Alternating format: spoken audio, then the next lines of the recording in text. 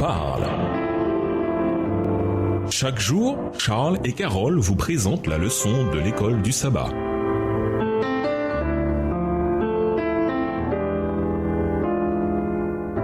Bienvenue dans votre émission Dieu nous parle. Nous voilà à la leçon 5 qui va du 22 au 28 octobre. Un jour maudit. Étude de la semaine, Job 3, les versets 1 à 10, Jean 11, les versets 11 à 14, Job 6, les versets 1 à 3, Job 7, les versets 1 à 11, Jacques 4, verset 14, Job 7, les versets 17 à 21, Somme 8, les versets 4 à 6. Verset à mémoriser. Tu es digne, notre Seigneur, notre Dieu, de recevoir la gloire, l'honneur et la puissance, car c'est toi qui as tout créé, c'est par ta volonté que tout était et que tout a été créé. Apocalypse 4, le verset 11. En lisant l'histoire de Job, nous avons deux avantages distincts. D'abord, nous savons comment il se termine et deuxièmement, nous connaissons le contexte, à savoir le conflit cosmique qui intervient en coulisses. Job ne savait rien de tout cela. Tout ce qu'il savait, c'est qu'il vivait sa vie plutôt bien quand tout à coup, des tragédies se sont abattues sur lui, l'une après l'autre, coup sur coup. Après quoi, cet homme, le plus important de tous les habitants de l'Orient, Job 1, le verset 3, a été réduit au deuil, au chagrin sur un tas de cendres.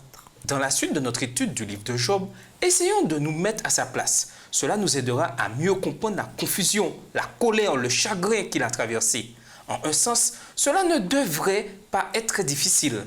Si, non pas que nous ayons vécu la même chose que Job, mais parmi nous, qui sommes nés dans une nature humaine, dans un monde déchu, lequel n'a jamais connu cette confusion qu'entraîne la tragédie et la souffrance. En particulier, quand nous cherchons à servir le Seigneur fidèlement et à faire ce qui est juste à ses yeux. Et nous vous laissons avec la pensée du jour. Les tempêtes de la vie déferlèrent sur Job et le secouèrent fortement. La tragédie peut frapper au moment où l'on s'y attend le moins. Tout comme Job, il nous arrivera souvent d'être confus, en colère et de demander pourquoi Dieu permet que nous souffrions. Au revoir. Et à demain si je veux. Dieu nous parle. Chaque jour, Charles et Carole vous présentent la leçon de l'école du sabbat.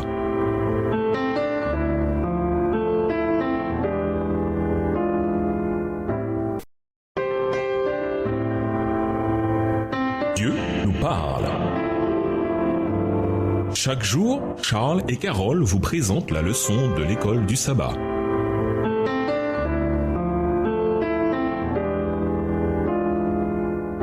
Bienvenue dans votre émission. Dieu nous parle. Nous voilà au dimanche 23 octobre. Périsse le jour. Imaginez que vous êtes Job. De manière inexplicable, votre vie, tout ce pour quoi vous avez travaillé, tout ce que vous avez accompli, toutes les bénédictions que vous avez reçues de Dieu, tout s'effondre. Cela ne rime à rien. Il ne semble y avoir aucune raison, bonne ou mauvaise, à cela. Il y a des années, un bus scolaire a quitté la route, tuant une grande partie des enfants qui se trouvaient à bord. Dans ce contexte, un athée a déclaré que c'est à ce genre de choses que l'on doit s'attendre dans un monde qui n'a aucun sens, aucun but, aucune direction. Une tragédie comme celle-là n'a aucun sens, car le monde lui-même n'a aucun sens. Pourtant, comme nous l'avons vu, cette réponse n'est pas valable pour celui qui croit en Dieu.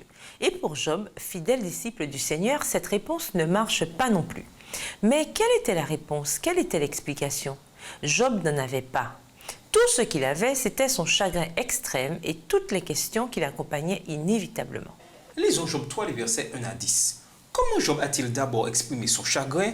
En quoi n'importe lequel d'entre nous peut-il se retrouver dans ce qu'il dit? Job 3, les versets 1 à 10. Après cela, Job ouvrit la bouche et maudit le jour de sa naissance. Il prit la parole et dit: Périsse le jour où je suis né et la nuit qui dit un enfant mal est conçu. Ce jour qui se change en ténèbres, que Dieu n'en ait point souci dans le ciel et que la lumière ne rayonne plus sur lui. Que l'obscurité et l'ombre de la mort s'en emparent, que des nuées établissent leur demeure au-dessus de lui et que de noirs phénomènes l'épouvantent. Verset 6.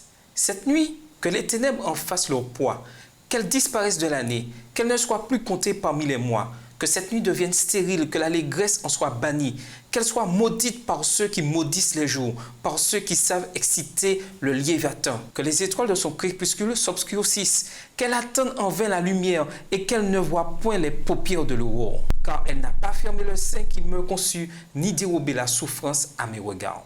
La vie, bien entendu, est un don de Dieu. Nous n'existons que parce que Dieu nous a créés. Acte 17, le verset 28. Apocalypse 4, le verset 11.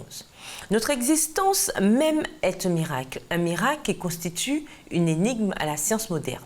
En effet, les scientifiques ne sont pas d'accord entre eux sur la définition même de la vie, et encore moins sur la manière dont elle est apparue, ou, plus important encore, sur les raisons pour lesquelles elle est apparue. Qui, pourtant, dans des moments de désespoir, ne s'est pas demandé si la vie en valait vraiment la peine? Nous ne parlons pas des malheureux cas de suicide, mais plutôt que dire des moments où, comme Job, nous souhaitons n'avoir jamais vu le jour. Dans l'Antiquité, un Grec déclara un jour que la meilleure chose qui pouvait arriver à quelqu'un, à part mourir, serait de ne jamais naître. Autrement dit, la vie peut être tellement misérable qu'il aurait mieux valu ne jamais exister et ainsi ne pas connaître toute cette angoisse qui accompagne la vie dans ce monde déchu. Vous êtes-vous déjà senti comme Job ici? C'est-à-dire, avez-vous déjà souhaité ne jamais avoir vu le jour? Que s'est-il passé à la fin? Bien entendu, vous vous êtes senti mieux. Comme il est important de ne pas oublier dans nos pires moments que nous avons quand même l'espérance, la perspective que les choses aillent mieux. Et nous vous laissons avec la question du jour. À votre avis, comment réagiriez-vous si des événements horribles devaient s'abattre sur vous? Pourquoi? Au revoir. Et à demain si je veux. Dieu nous parle. Chaque jour, Charles et Carole vous présentent la leçon de l'école du sabbat.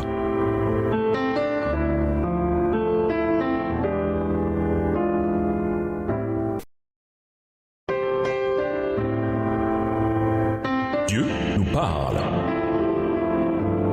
Chaque jour, Charles et Carole vous présentent la leçon de l'école du sabbat.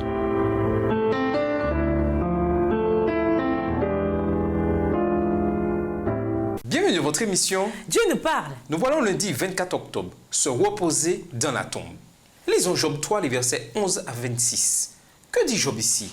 De quelle manière poursuit-il sa lamentation? Que dit-il sur la mort? Job 3, les versets 11 à 26. Pourquoi ne suis-je pas mort dans le ventre de ma mère? Pourquoi n'ai-je pas expiré au sortir de ses entrailles? Pourquoi ai-je trouvé des genoux pour me recevoir et des mamelles pour m'allaiter?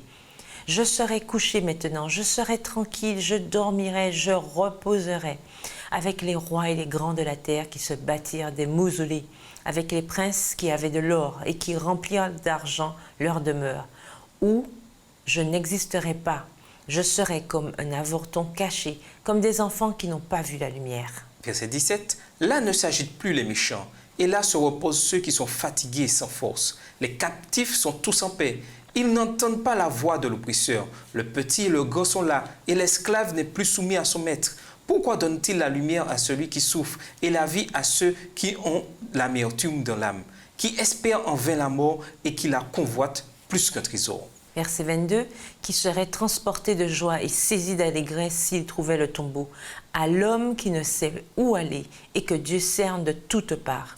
Mes soupirs sont ma nourriture et mes cris se répandent comme l'eau.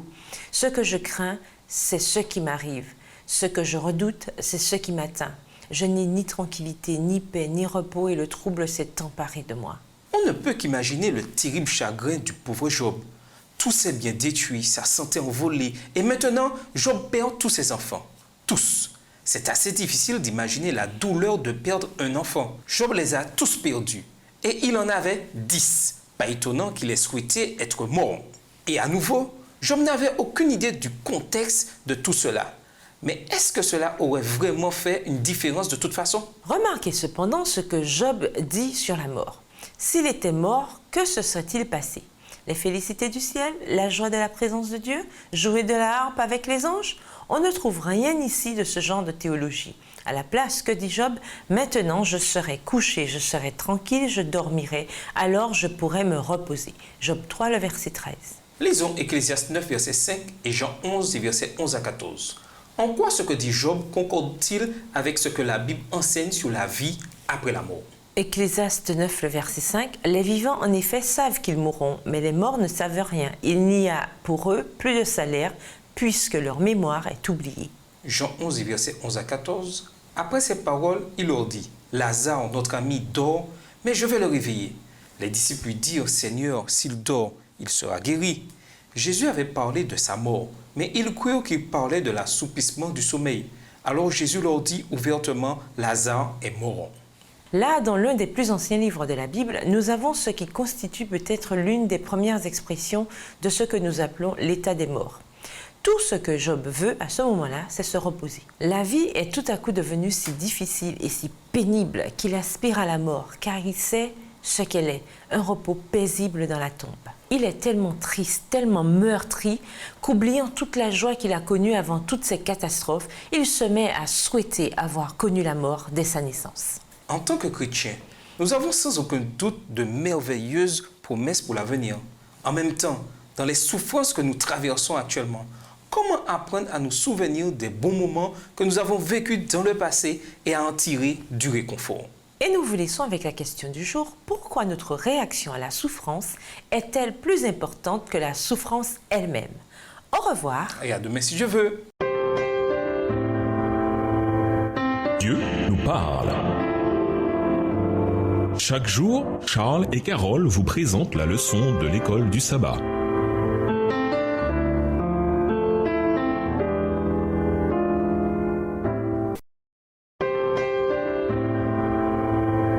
Dieu nous parle. Chaque jour, Charles et Carole vous présentent la leçon de l'école du sabbat.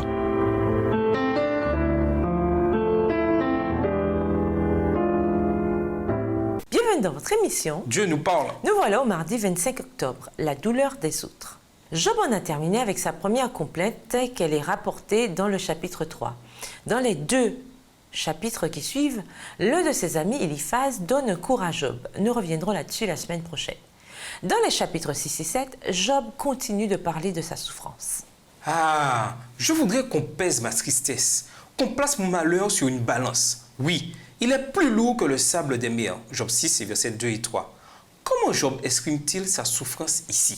Cette image nous donne une idée de la manière dont Job percevait sa souffrance. Si tout le sable des mers était dans un côté de la balance et sa tristesse et son malheur dans l'autre, cette souffrance pèserait plus lourd que tout le sable. Voilà combien la souffrance de Job était réelle pour lui. Et c'était la douleur de Job, celle de personne d'autre. Parfois, nous entendons cette idée de la somme totale des souffrances humaines. Et pourtant, ce n'est pas vraiment exact. Nous ne souffrons pas de la douleur de quelqu'un d'autre, mais de la nôtre. Certaines personnes pleines de bonnes intentions peuvent dire à quelqu'un « Je sais ce que tu ressens ». Ce n'est pas le cas. Elles ne peuvent pas. Tout ce qu'elles ressentent, c'est leur propre douleur qui vient en réaction à la douleur de quelqu'un d'autre. Nous entendons parler de catastrophes humaines ou autres avec un nombre de victimes absolument considérable. Le nombre de morts ou de blessés nous sidère. On peut à peine imaginer une souffrance aussi colossale. Mais comme pour Job, comme c'est le cas pour chaque humain déchu depuis Adam et Ève en Éden et jusqu'à la fin de ce monde, chaque être humain ne peut connaître que sa propre douleur et rien de plus. Bien sûr, il n'est pas question de minimiser la souffrance individuelle. Et en tant que chrétiens, nous sommes appelés à tenter de soulager la souffrance quand nous le pouvons. Voir Jacques 1, verset 27, Matthieu 25, les versets 34 à 40. Mais quelle que soit la quantité de souffrance présente dans le monde, nous pouvons être reconnaissants, car aucun être humain déchu ne souffre davantage qu'il n'est possible pour un individu. À l'exception d'un seul, nous le verrons à la leçon 12. Méditez sur cette idée que la souffrance humaine se limite à chaque individu. En quoi cela vous aide-t-il, le cas échéant, à considérer un peu différemment la difficile question de la souffrance humaine? Et nous vous laissons cette question de réflexion. Aujourd'hui, si vous étiez en butte à la souffrance, pour quelle raison souhaiteriez-vous mourir? Au revoir. Et à demain si Dieu veut. Dieu nous parle. Chaque jour, Charles et Carole vous présentent la leçon de l'école du sabbat.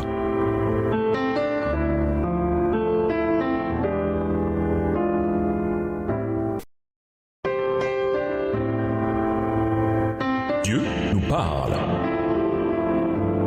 Chaque jour, Charles et Carole vous présentent la leçon de l'école du sabbat.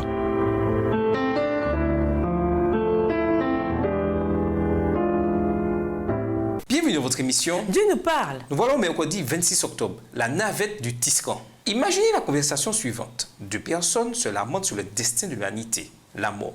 C'est-à-dire que peu importe combien leurs vies sont belles, peu importe ce qu'elles accomplissent, leur existence se terminera dans la tombe.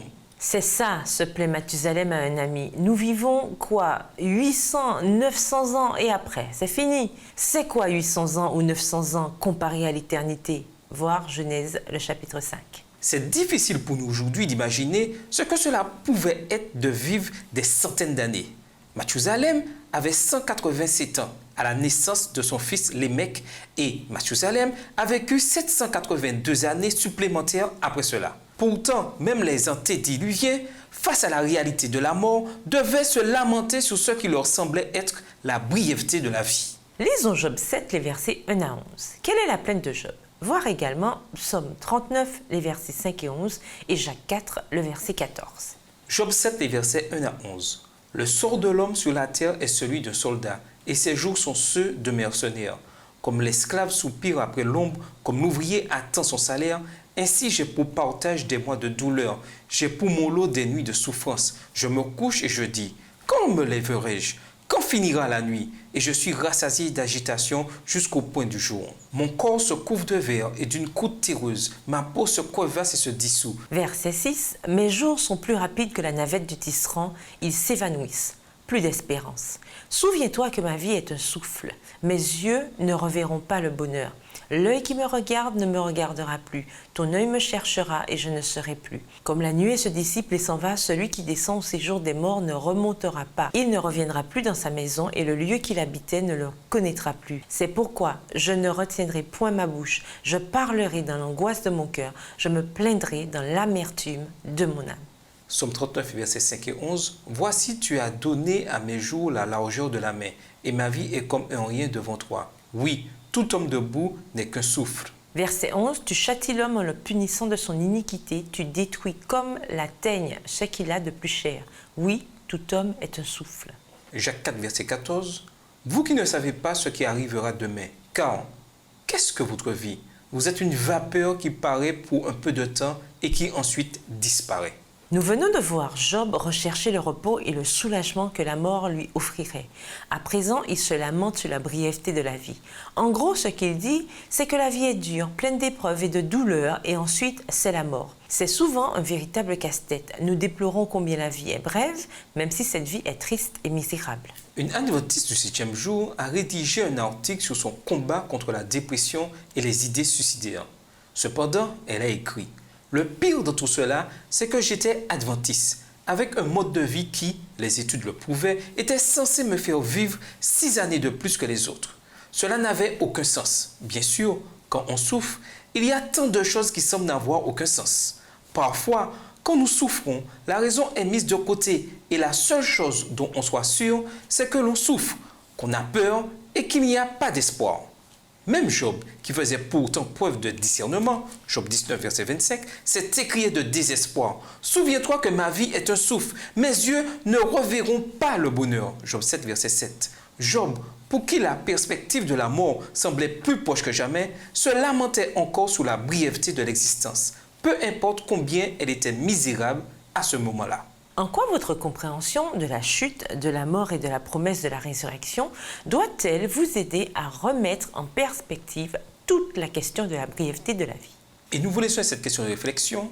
Comment Dieu utilise-t-il la souffrance pour nous rapprocher de lui? Au revoir. Et à demain si Dieu veut. Dieu nous parle.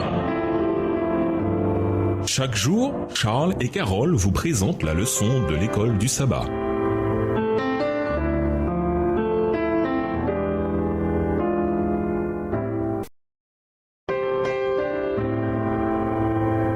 Dieu nous parle. Chaque jour, Charles et Carole vous présentent la leçon de l'école du sabbat.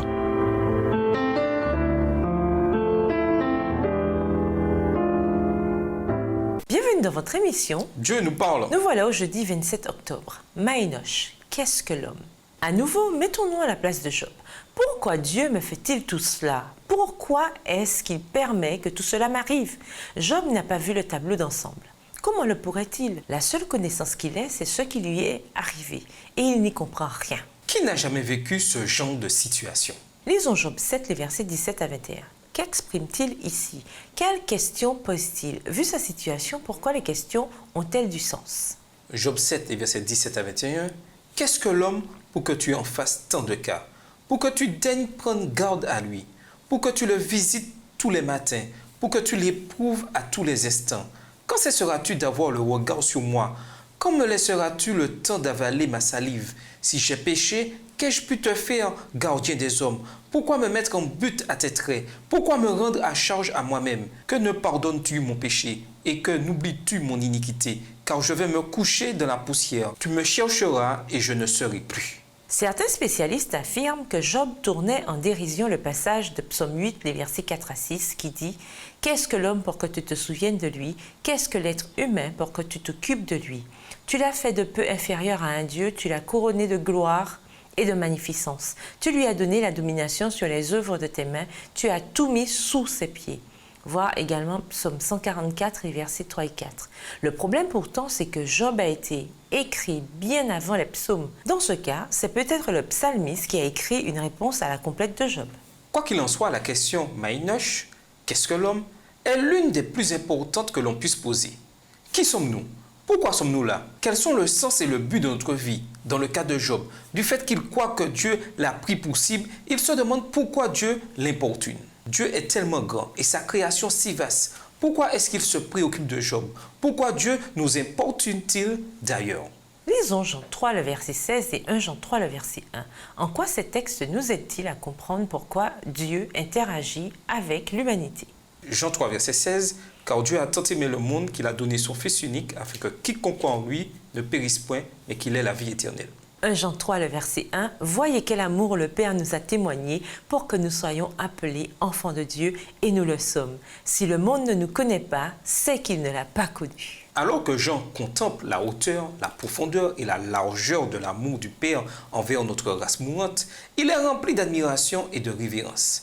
Il ne parvient pas à trouver les mots qui conviennent pour exprimer cet amour, mais il appelle le monde à le contempler. Voyez quel amour le Père nous a donné pour que nous soyons appelés enfants de Dieu, et nous le sommes. Quelle valeur cela donne à l'homme? Par leur transgression, les fils des hommes sont devenus des sujets de Satan. Par le sacrifice infini du Christ et la foi en son nom, les fils d'Adam deviennent fils de Dieu. En prenant la nature humaine, le Christ élève l'humanité. Et nous vous laissons avec la question du jour. Que pensez-vous de l'idée de perdre vos biens les plus précieux pour maintenir votre intégrité? Au revoir. Et à demain si Dieu veut. Dieu nous parle. Chaque jour, Charles et Carole vous présentent la leçon de l'école du sabbat.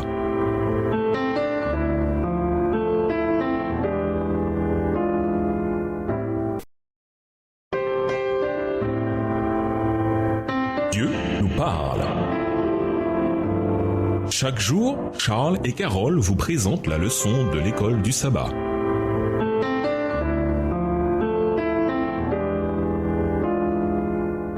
Bienvenue à votre émission. Dieu nous parle. Nous voilà au vendredi 28 octobre. Pour aller plus loin, à cette époque d'illumination scientifique sans précédent, la bonne nouvelle du christianisme devenait une structure métaphysique de moins en moins convaincante, une fondation moins crédible sur laquelle fonder sa vie est moins nécessaire psychologiquement. L'improbabilité de toute cette connexion d'événements devenait terriblement évidente. Un Dieu infini, éternel, serait devenu tout à coup un être humain dans un espace-temps historique donné pour être au final exécuté de manière dégradante. Une seule vie éphémère, 2 millénaires auparavant, dans une obscure nation primitive, sur une planète qu'on sait maintenant être un morceau de matière relativement négligeable en orbite autour d'une étoile parmi des millions d'étoiles dans un univers incroyablement vaste et impersonnel. Un événement aussi banal avoir un sens cosmique ou éternel? Cela ne constituait plus une croyance convaincante pour des hommes doués de raison. Il était hautement invraisemblable que l'univers ait un intérêt urgent dans ce coin minuscule de son immensité pour qu'il ait un quelconque intérêt dans quoi que ce soit. Sous les projecteurs de la demande actuelle de confirmation publique, empirique et scientifique de toutes les professions de foi, l'essence du christianisme s'étiola. Quel est le problème avec cette idée? Que manque-t-il à l'auteur de ces réflexions? Qu'enseigne cet extrait sur les limites de ce que la science et la raison peuvent connaître de la réalité de Dieu et de son amour pour nous? D'après ces quelques lignes, comment comprendre la nécessité d'une vérité révélée, une vérité que la science et la raison humaine ne peuvent pas atteindre par elles-mêmes? À méditer. Comment, en tant que chrétien, répondriez-vous à la question « Qu'est-ce que l'homme » En quoi votre réponse serait-elle différente de celle que donneraient ceux qui ne croient pas au Dieu de la Bible? Quelle certitude sur les morts après la mort, a écrit Cormac McCarthy. La mort, c'est ce que les vivants portent avec eux. Pourquoi notre compréhension de ce qui se passe après la mort nous réconforte-t-elle concernant nos chers disparus? Ne peut-on pas en retirer un peu de consolation, sachant qu'ils reposent en paix, libérés de toutes les peines et les épreuves de la vie? D'après vous, pourquoi, même dans la plus misérable des situations, la plupart des gens s'accrochent-ils à la vie? Discuter de ce que la croix nous enseigne sur la valeur de l'humanité, sur la valeur ne serait-ce que d'une seule vie. Pour conclure, la souffrance peut transformer en lâches les hommes et les femmes les plus courageux. Le temps peut abattre quelqu'un. Le temps peut faire fléchir les genoux, chante le guitariste de blues Eric Clapton. Il a écrit cette chanson après que Connor, son fils de 4 ans, soit mort suite à une chute du 53e étage d'un gratte-ciel de Manhattan.